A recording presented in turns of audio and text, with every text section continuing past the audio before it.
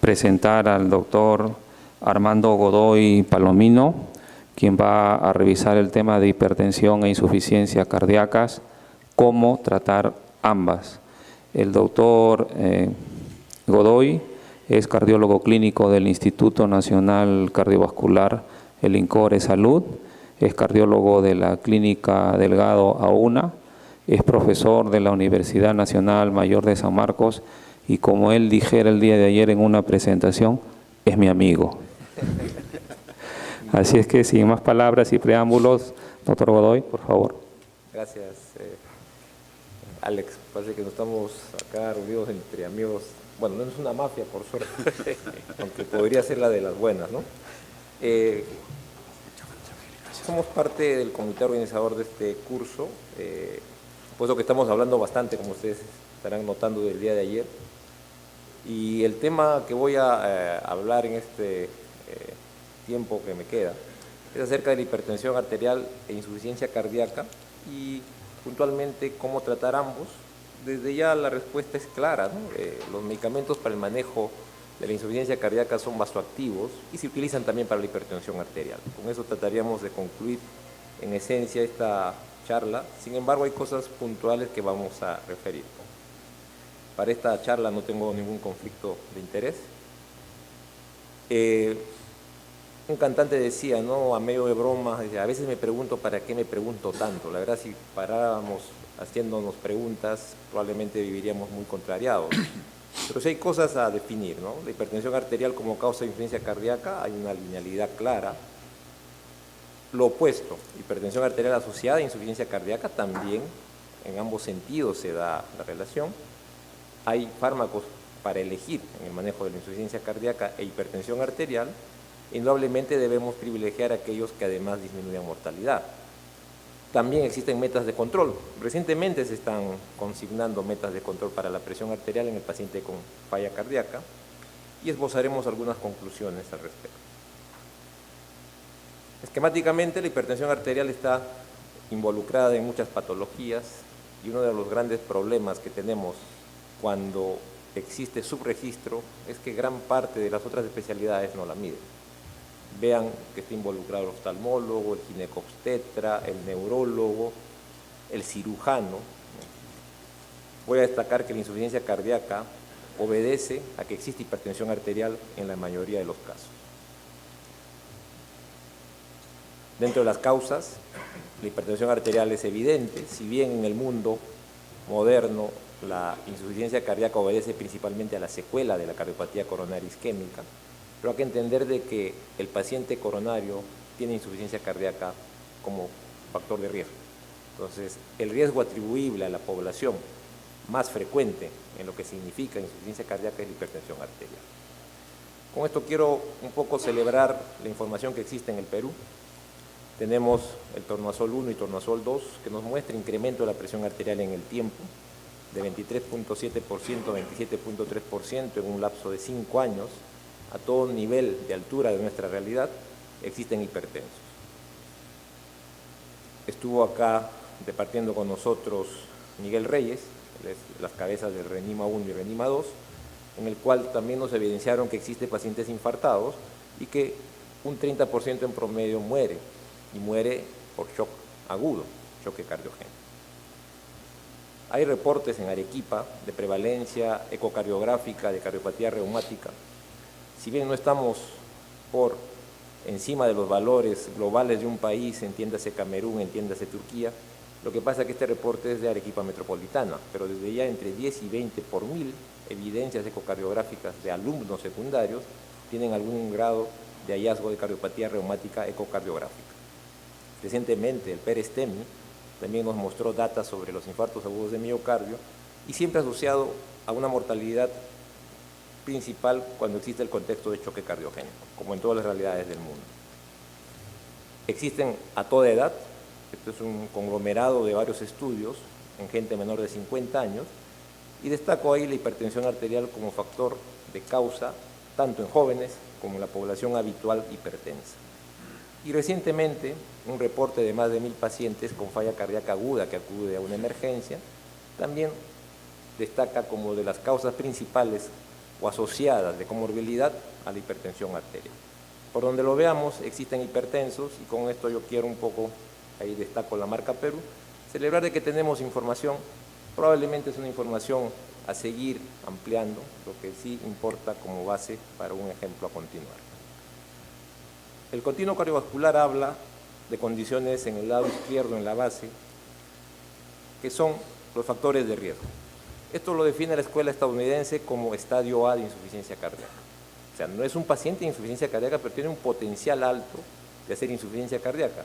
Para mí me parecía un poco manido el concepto, hablar de estadio A de insuficiencia cardíaca, pero ya trata de llamar la atención con respecto a que el paciente que tiene hipertensión arterial, por ejemplo, si sigue en una condición de poco control o inadecuado control, va a condicionar aterosclerosis e hipertrofia del ventrículo izquierdo, va a condicionar evento cardíaco, como en este caso un infarto agudo de miocardio, y la secuela y la remodelación posterior nos va a dar un cuadro de insuficiencia cardíaca que no es el mejor de los escenarios a tener. Y por lo tanto la expectativa de vida va a disminuir. El hipertenso puede remodelar de manera concéntrica, condicionar disfunción diastólica, y ahora, bajo ciertos parámetros, hablar de insuficiencia cardíaca con fracción de eyección preservada. Indudablemente, posinfarto agudo de miocardio, una fracción de eyección reducida sería la norma, y eso lo sabemos desde buen tiempo atrás. También Miguel habló del Framingham, y vemos de que la hipertensión arterial tiene un parámetro de posibilidad de riesgo de llevar a insuficiencia cardíaca en valores por encima de 140,90 en ese entonces, o sea, reporte de Framingham de hace casi 50 años. Y si hablamos del Perú, calculamos, este es un dato todavía de hace una encuesta previa, hablábamos de casi 5 millones de hipertensos en nuestro país, de acuerdo al tornasol 2, y las realidades de control son aún más complicadas. Tratamiento solo 42% para el tornasol 2 y de control de hipertensión arterial solo 14%. Y si hacemos algunos ajustes mayores, tendríamos solamente controlados en promedio alrededor de 874,000 pacientes tratados que se creen diagnosticados, porque muchos de ellos no pasan por el diagnóstico y el control adecuado. Con esto, ¿qué tendríamos?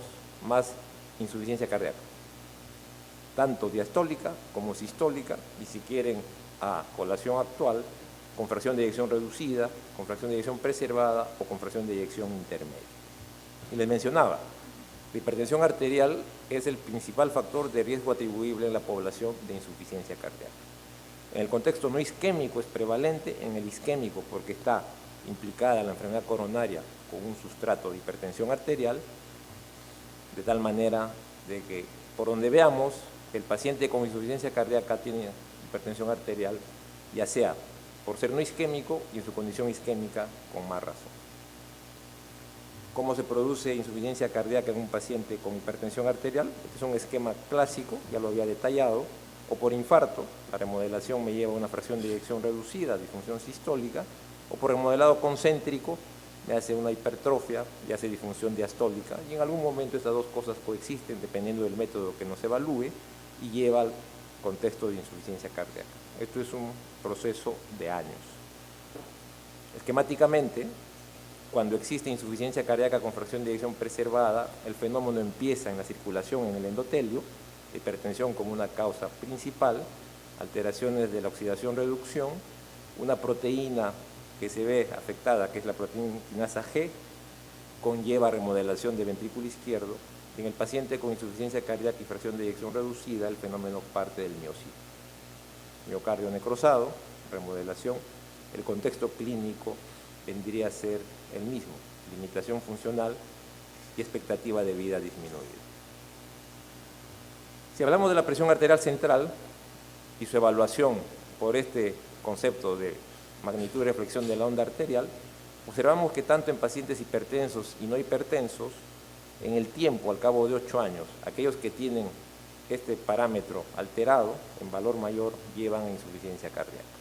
Me gusta siempre traer a colación este dato, porque es un aporte de un peruano de la Universidad de Pensilvania, de UPenn, que es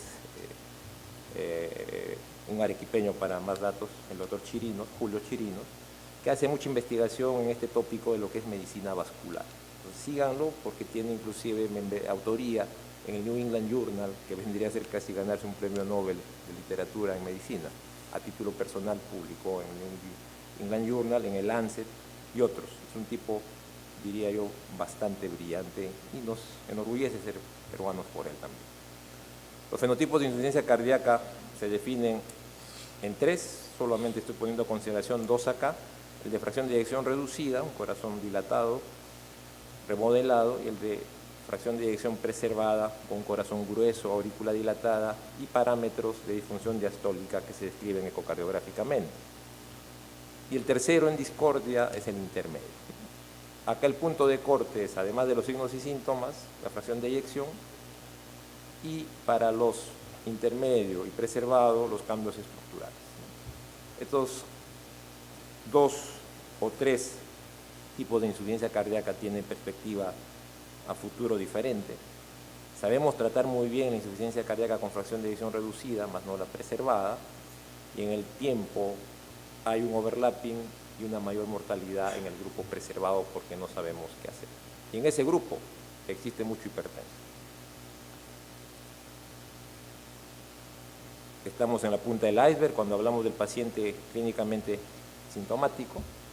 Estaríamos hablando de clase funcional New York Heart Association 1 o la 4, estadio C y D, y la gran base de solamente pacientes con remodelación de ventrículo izquierdo o con condiciones que le lleven a insuficiencia cardíaca, como son los estadios A y B, principalmente asintomáticos, son una gran cantidad y por lo tanto en ellos deberíamos estar abocados a controlar desde ya la hipertensión arterial de la manera más exitosa. ¿Qué es lo que se ve en los pacientes con falla cardíaca y en los diversos tipos o fenotipos de insuficiencia cardíaca? Que en el grupo de fracción de eyección preservada, la hipertensión es más prevalente que en el grupo con fracción de eyección reducida. Y esto se refleja en los ensayos que nos dan pie a tratar a un paciente con insuficiencia cardíaca, en el contexto de fracción de eyección reducida, involucran a pacientes hipertensos en promedio en alrededor del 50%. Y en los pacientes con fracción de eyección preservada estamos hablando de más de 90%. Entonces, acá diría yo, nuestros pacientes principalmente tienen insuficiencia cardíaca con fracción de eyección preservada, sí. En el paciente con fracción de eyección reducida está metida la hipertensión arterial, sí. Probablemente sea un buen paciente para el manejo de la insuficiencia cardíaca con función reducida, el que sea hipertenso. Ya Miguel habló del grupo de negros estadounidenses en el estudio AGEF, en el cual, además de todo, darle nitrato isoprene más hidralazina, potentes vasodilatadores, también contribuían a reducir en 40% la mortalidad. ¿Sería un beneficio ser hipertenso y además tener insuficiencia cardíaca? Claro, no deseando ser insuficiente cardíaco, indudablemente, probablemente sí, porque me permitiría titular más el tratamiento, mejorar la dosis. ¿Qué fármacos vamos a elegir en el manejo de la insuficiencia cardíaca y hipertensión arterial? Ya que en esencia estamos entendiendo que es casi lo mismo. Lo clásico, modulación del sistema renina-angiotensina-aldosterona y también control del sistema nervioso autonómico simpático. Nuestros sistemas involucrados sirven para compensar la agresión, pero como ustedes observan en los puntos colaterales de esta diapositiva, existe ya daño directo si esto no se modula. Entonces el manejo de la insuficiencia cardíaca es modular esta compensación que se convierte en agresión si no se da en ese sentido. La aldosterona es muy importante, fibrosa, es arritmogénica, es la parte final de ese circuito renina-angiotensina-aldosterona y por lo tanto debe ser modulada. Y recientemente el grupo de los péptidos natriuréticos, entiéndase, inhibir a la neprilicina, en este caso con el sacubitril, que viene en combo con el valsartán, que en investigación se llamaba BLCZ 696, ahora tiene un nombre comercial que se está mercadeando en el mundo, que logró superar la barrera de los 20% de una reducción de mortalidad. Entonces ya son tres sistemas involucrados, que lo vemos acá esquemáticamente, y por lo tanto el manejo de la hipertensión arterial en el paciente con insuficiencia cardíaca debe involucrar esas tres vías hasta que no se demuestre lo contrario. Esquemáticamente, el primer sistema históricamente modulado es el sistema renina-angiotensina-aldosterona, principalmente por medio de los IECA o ARA2 antiintolerancia, El sistema nervioso autonómico simpático, entiéndase beta bloqueadores de falla cardíaca, la aldosterona con los antagonistas receptores de mineralocorticoides. Estos tres los remarco en color verde porque tienen indicación 1A. Si los tres el paciente lo tolera, estamos procediendo de una manera adecuada, y si no, habría que entender por qué no están dándose uno de ellos. A este se añade actualmente los moduladores del sistema de los péptidos natriuréticos, valsartán, sacubitril, que es una terapia combinada, como ustedes observan, es segunda línea de tratamiento, tiene mucho impacto en mortalidad, pero tiene que existir algunas premisas, que primero tolere un IECA o un ARA2 y tengamos alguna evidencia de que el paciente está todavía con planes de mejorar su compensación. Así lo dicen las guías. Para eso siempre nos basamos en lo que es síntomas, en la medida de lo posible, si podemos tener acceso a péptidos natriuréticos lo haremos, y la premisa es dar todo el bloqueo en la medida de lo posible, y si podemos dar más dosis, mejor aún. Luego viene el manejo con dispositivos, no es tema de la charla, y la guía estadounidense no difiere en eso. Hay un primer tratamiento que es modulación IECA, beta bloqueador, antagonista receptor de mineralocorticoide, como una decisión inmediata.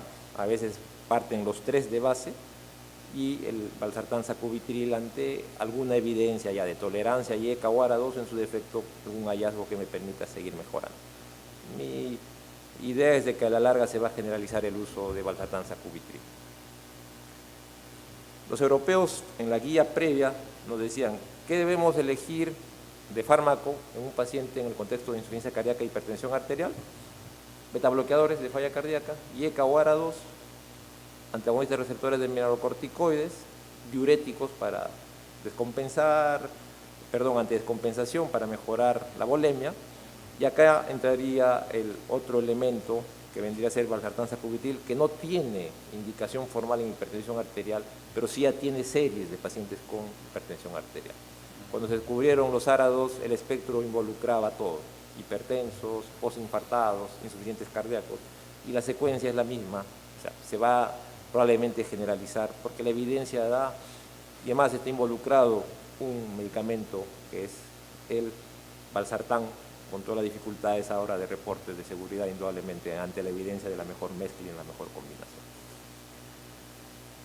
¿Qué te dicen las guías recientes, la europea? De que hay que tratar al paciente de insuficiencia cardíaca de acuerdo a lo que te dicen las guías de insuficiencia cardíaca. Entonces, el hipertenso con insuficiencia cardíaca debe tratarse de acuerdo a las guías de falla cardíaca, es decir, regulación o modulación neurohumoral.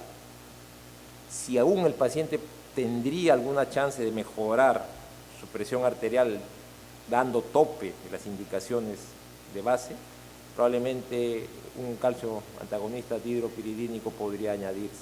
No es la norma. Los pacientes son pacientes que se benefician desde ya con dar lo específico para el manejo de la insuficiencia cardíaca. Ese es en el contexto del paciente con falla reducida. El que tiene la falla preservada, más de las veces indica si está descompensado, diurético, y tratar la hipertensión arterial de acuerdo a las guías que la dirigen. No hay un tratamiento específico en el paciente con insuficiencia cardíaca con fracción de eyección preservada. Debido a que el valsartán, sacubitril, tuvo beneficios en el contexto de insuficiencia cardíaca con fracción de eyección reducida, también está llevándose ensayos en insuficiencia cardíaca con fracción de eyección preservada. Probablemente dentro de este grupo final de los preservados exista también fenotipos dentro de ese fenotipo, y es muy probable del que se beneficie sea el que sea hipertensivo de base, porque en el fenotipo preservado existe gente obesa con deficiencia de hierro, enfermedad pulmonar obstructiva crónica, hipertensión. Entonces, el mejor fenotipo probablemente sea el que tenga hipertensión arterial como causa prioritaria. Entonces, ¿cuál sería un tratamiento médico óptimo? En el mundo de los ensayos, dar todo lo que hemos mencionado, esa modulación neurohumoral progresiva, que involucraría un beta bloqueador, estamos hablando acá para este ensayo de 90% por encima, sería lo ideal, que además sirve para bajar la presión arterial. Un antagonista de receptores de mineralocorticoides, casi 60% sería lo ideal, además del diurético ante descompensaciones, Indudablemente en este ensayo todos recibieron ya sea LCZ 696 o un IECA, por lo tanto este sería el tratamiento ideal de un paciente con falla cardíaca y además con hipertensión arterial, porque en este ensayo hubo alrededor de 60% de pacientes hipertensos. ¿Disminuye la mortalidad estas terapias que hemos mencionado? Indudablemente sí, como se mida, ya sea por reducción de mortalidad de manera relativa o por el NNT que utilizamos para valorar una intervención, sabremos de que la terapia neurohumoral de bloqueo secuencial sirve. Indudablemente en falla cardíaca también hay que hablar de dispositivos y hay que hablar de las terapias como la quirúrgica, etc.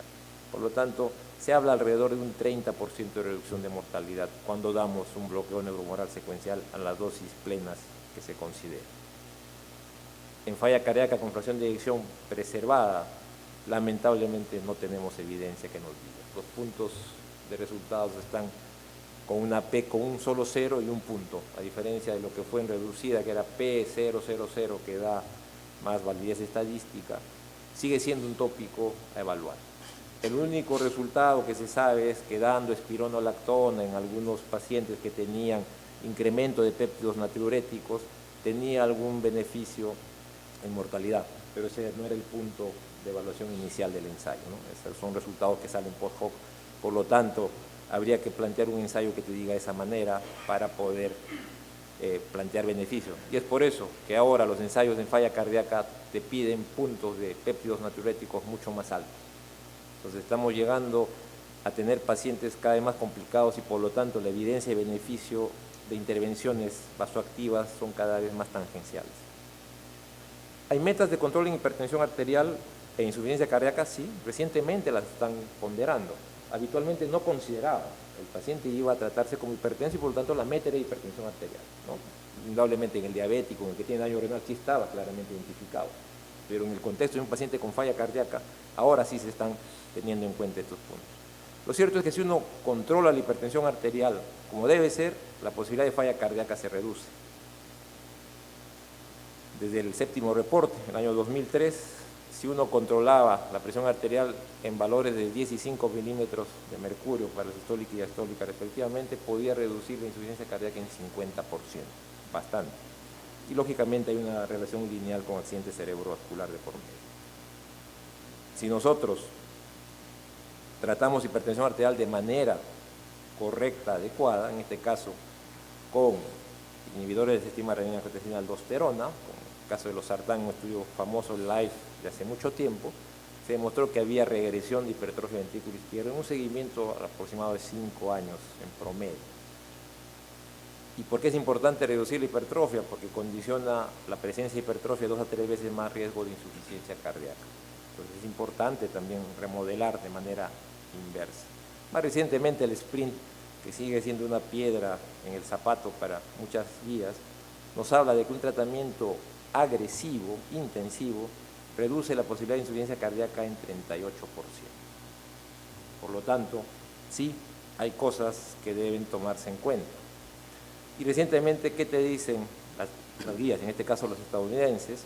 De que si un paciente tiene insuficiencia cardíaca con fracción de eyección reducida y tiene valores de presión arterial en un rango de 130,80 por encima, además del tratamiento que recibe para la falla cardíaca, debería también intentar bajársele más la presión arterial porque eso beneficia lo que significa morbimortalidad. ¿Y qué recomendarían a todo eso? Lo que ya hemos mencionado, añadir un no dihidropiridínico, que sería más bien lo negado. Un dihidropiridínico sería la única opción, entiéndase amlodipina. Y en el preservado siempre es el dilema, ¿no? Si está con sobrecarga de volumen, darle un diurético y luego tratar su hipertensión arterial de acuerdo a lo que te dicen las guías. Lamentablemente ahí no hay evidencia todavía contundente sobre qué medicamento voy a privilegiar. Las guías nos dan puntos de corte para comorbilidades, siempre hay un punto de corte general, y si hablamos de insuficiencia cardíaca en un paciente que tiene todavía presión por encima de 130,80, mejorar ese valor de presión arterial. Por lo tanto, sería la meta tenerlo por debajo de 130,80. Y como el paciente es coronario, tener en cuenta que la diastólica menos de 60 no sería lo más adecuado. Como son pacientes por encima de 75 años en promedio, tener en cuenta todas las sugerencias para un paciente geróntico. Entonces, con todo esto que les quiero mencionar, yo les diría de que nos aboquemos al lado inicial de lo que significa el continuo cardiovascular, es decir, a la hipertensión arterial. Este curso de hipertensión arterial asumimos que vamos a salir con bastante información nueva y por lo tanto tendremos que entender que nuestro paciente debe ser estratificado. Y si nuestro paciente tiene ya una comorbilidad, manejarse de acuerdo a esa comorbilidad sin dejar de lado todo lo que significa la estratificación. Estratifiquemos al paciente y si tiene enfermedad establecida, definir su mejor tendencia terapéutica y llegar a meta, que es lo más importante. Porque estamos demostrando que llegando a meta reducimos este camino, o en su defecto lo abortamos, o en su defecto lo enlentecemos. Disminuyamos la remodelación concéntrica del hipertenso maltratado, o en su defecto evitemos infarto y evitemos la remodelación con fracción de eyección reducida. Desde el Framingham de los años 50 aproximadamente del siglo pasado se tenía ese dato y por lo tanto en un paciente que tenga hipertensión arterial el riesgo de hacer insuficiencia cardíaca se va a dar, por lo tanto debemos llegar a una meta ideal que sería menos de 130,80 para fines de evitar este continuo y todo lo oneroso que significa la falla cardíaca, porque la falla cardíaca es lamentablemente onerosa. Por lo tanto, concluiré mencionando de que la hipertensión arterial condiciona los fenotipos de insuficiencia cardíaca.